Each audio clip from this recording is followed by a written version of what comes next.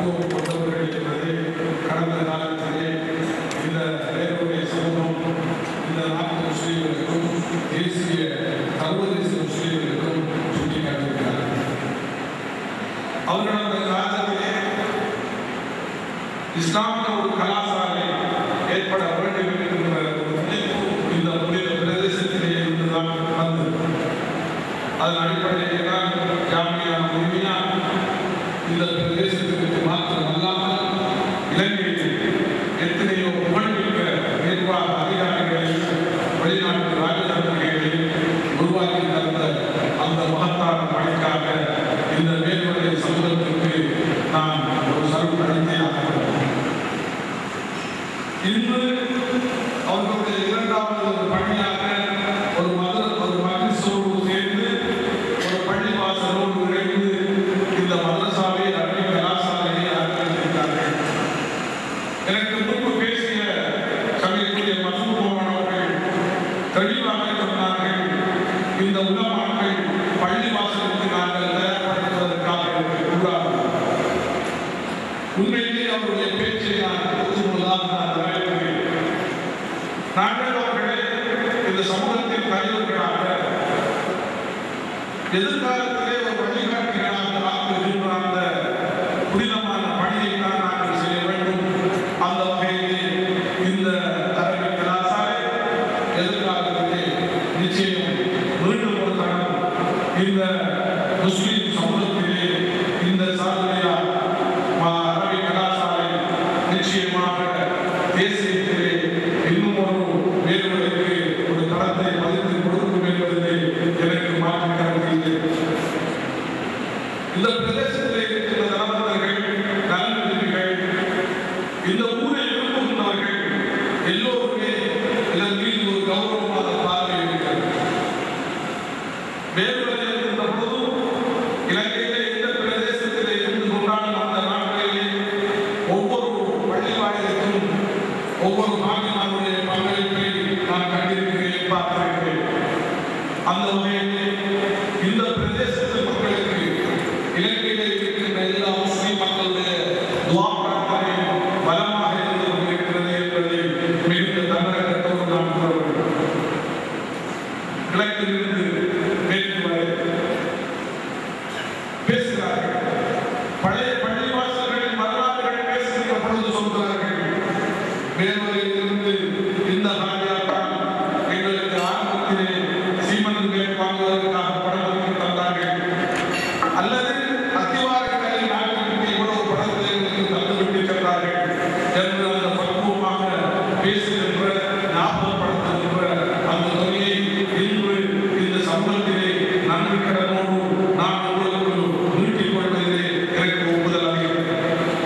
இன்ஷா அல்லாஹ் என்னோட பெருந்தகை பேசுகின்ற பொழுது சொன்னார்கள், ஜாமியா முஸ்லிமியா கூட்டிணைக்கப்பட்டது போன்று இந்த அரபிக் கலாசாலையில் பாராளுமன்றத்திலே சட்டமூலத்தின் மூலம் அது கூட்டிணைத்து தர வேண்டும், ஒரு சட்டமூலமாக்கி தர வேண்டும் என்று வேண்டுகோள் விடுக்கப்பட்டிருக்கிறது. இன்ஷா அல்லாஹ் அதை எங்களுடைய தோள்களிலே சுமப்பதற்கு நாங்கள் தயாராக இருக்கிறோம் என்று மிகவும் கண்ணியத்தோடு தன்னடக்கத்தோடு கூறிக்கொண்டு இந்த சந்தர்ப்பத்தை எனக்கு வழங்கிய இந்த வேறுவலை சமூகத்திற்கும் இந்த மஜ்லிஸுக்கும்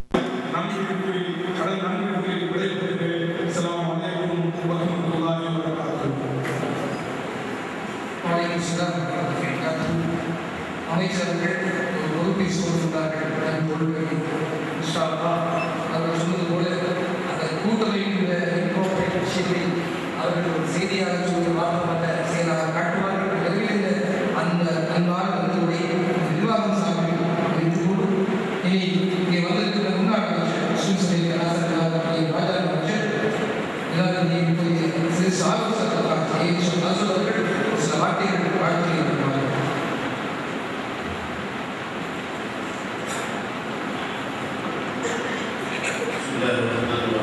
الحمد لله رب العالمين والصلاة والسلام على رسول الله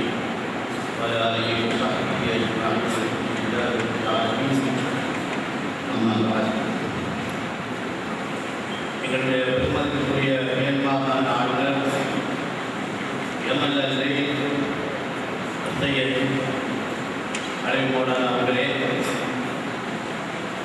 அகில இலங்கை நிர்வாகி சங்கத்தில் இலங்கையின் ஆய்வுக்கால தலைவர், ஆன்மீக தலைவர், இவர் மதிப்புக்குரிய ஆசிரியர் அவர்களே, இஸ்லாமிய ரோமாபுரி மக்களே, சிந்தனையாளர்களே, இவரை இனிய நண்பர் அமைச்சர் அமிதாரி அவர்களே,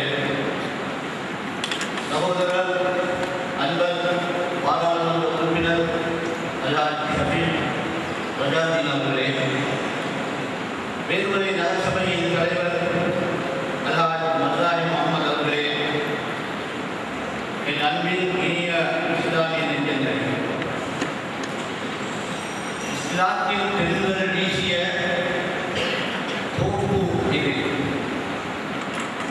அரபு நாடுகளில் இருந்து இந்த அழகிய கடற்கரையின் மூலமாகத்தான் இஸ்லாத்தின் தூதேந்தி எங்களுடைய முன்னோர்கள் இங்கே வந்தார்கள். அதன் காரணமாக இலங்கையில் பல பாகங்களிலும் இஸ்லாம் பரவியது. எனவேதான் நான் எப்படி சொல்வேன், சீனன் கோட்டை, சீர்மீது கோட்டை, சீனன் கோட்டை, சன்மார்க்கத்தின் கோட்டை, சீனன் கோட்டை, இஸ்லாமிய கோட்டை. வெளிநாட்டில் ஆக்கிரமிப்பாளர்கள், போர்த்துகீஸ்காரர்கள், டச்சுக்காரர்கள், ஆங்கிலேயர்கள், சேர சோழ பாண்டியர்கள் இங்கு வந்த பொழுது குறிப்பாக ஐரோப்பா நாடுகளுடைய ஆதிக்கக்காரர்களுக்கு பயந்து தம் மதத்தை மாற்றிக்கொண்டார்கள். இங்குள்ளவர்கள் முஸ்லிம்களை பொறுத்த மட்டில் அந்த ஈமானின் சுடர் அப்பட்ட விதத்திலே ஊன்றி திளைத்து இன்றும் தலைத்து கொண்டிருக்கிறது. கல்வி காலத்தில் முஸ்லிம்கள் சென்று சரணடைந்த பொழுது அங்கே சிங்கள மன்னர்களிலே வரவேற்றார்கள். அவர்களுக்கு நாங்கள் இஸ்லாமிய மருந்துகளை விட்டினோம். உண்மையிலே எங்களுடைய மருத்துவர்கள் உறவு முறைதான் எங்கள் மத்தியிலே இருக்கின்றது. நாங்கள் இங்கே அழுதோம், துவா செய்தோம், ஐவேளை தொழுகைகள், நோன்பு காலங்களில் தஹஜ்ஜத் தொழுகைகள். யாழ்ப்பாணத்தில் முஸ்லிம்கள் விரட்டப்பட்டு விட்டார்கள். அமீரலி அமைச்சர்களுடைய பக்கங்களிலே இருந்து முஸ்லிம்கள் நஷ்டப்பட்டிருக்கிறார்கள். நாங்கள் போக்குவரத்து செய்ய முடியாது, விவசாயம் செய்ய முடியாது, கால்நடை செய்ய முடியாது, கலாச்சாரம் செய்ய முடியாது. சன்மார்க்கம் சற்றேற குறைந்து வந்த அந்த அவல காட்சியை சென்ற 30 ஆண்டு காலமாக நாங்கள் பார்த்து வருவோம். அல்ஹம்துலில்லாஹ், அது இப்பொழுது நிவர்த்திக்கப்பட்டுவிட்டது. யாழ்ப்பாணத்தில் வெளியேறுவதற்கு மீண்டும் குடியமர்த்துவதற்காக வேண்டி எங்களுடைய ஜனாதிபதி மேதகு மஹிந்த ராஜபக்ஷ அவர்களுடைய தலைமையின் கீழ் ஒரு செயலணி அமைத்து அது இப்பொழுது மிக சீக்கிரமாக நடைமுறைப்படுத்தப்பட்டு வருகிறது. ஆகவே நாங்கள் எல்லோரும் எந்த தளத்தில் எந்த